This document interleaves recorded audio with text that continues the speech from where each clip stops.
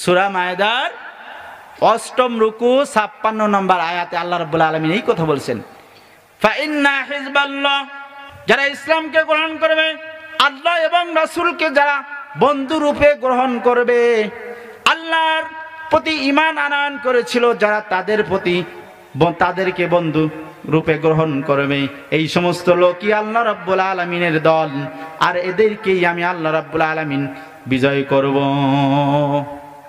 শেষ পর্যন্ত শাহজালাল যখন ইসলামের দাওয়াত নিয়ে দলবল নিয়ে সিলেটে গেলেন, গৌর গোবিন্দর অবস্থা কি হয়েছিল জানেন তো? গৌর গোবিন্দর অবস্থা এমন হয়েছিল, সমস্ত শরীরের শক্তিকে একত্রিত করে সকলে সমস্বরে বলি, লিল্লাহি তাকবীর, লিল্লাহি তাকবীর। হযরতে শাহজালাল যখন গেলেন সিলেটে, আজানের ধ্বনি দেওয়া হলো, আজান দেওয়া হলো, আল্লাহু আকবার বলে যখন ধ্বনি দেওয়া হলো, গৌর গোবিন্দের কলিজার মধ্যে থরে কম্পা শুরু হয়ে গেল। না জানি মেলেসা আসছে, হয়তো বা জানি কি জানি আসতেছে। এই আওয়াজ তার কলিজাকে এতটা প্রকম্পিত করেছিল, গৌর গোবিন্দ তার লোক লস্কর নিয়ে ভয়তে পালিয়ে যাওয়ার জন্য সিদ্ধান্ত নিল, সেইভাবে পালিয়ে যাওয়ার শুরু করলো। এক পর্যায়ে চিন্তা করলেন, বড় শয়তান তো আমি, মানে কি নাটের গুরু, নাটের গুরু তো আমি, ওই যে যা করেছি, হত্যা করেছি, হাত কেটেছি, নির্যাতন করেছি বুরহানুদ্দিনকে, এর সেই নাটের গুরু, হোতা, নির্দেশের হোতা তো আমি। সুতরাং আমাকে যদি পায় পালিয়ে যাওয়ার সময়ও, তা আমার তো বাঁচিয়ে রাখবে না।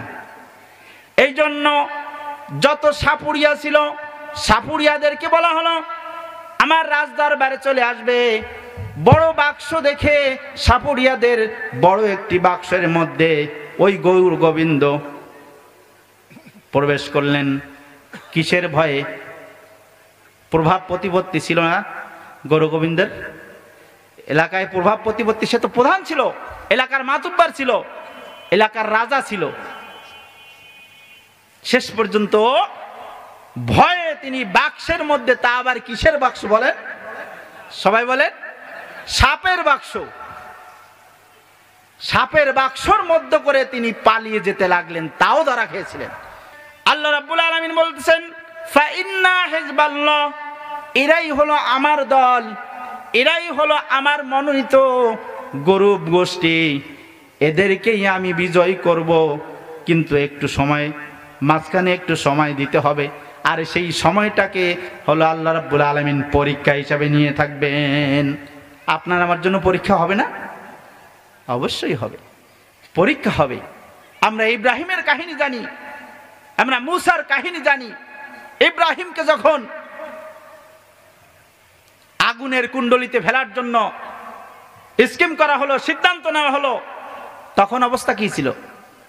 ইব্রাহিমের কাছে ফেরেশতারা এসে বলছে, ওগো আল্লাহর পয়গম্বর, আপনি যদি অনুমতি দেন আপনাকে আমরা সাহায্য করতে পারি, আপনি যদি আমাদেরকে বলেন আমরা আপনাকে সাহায্য করব।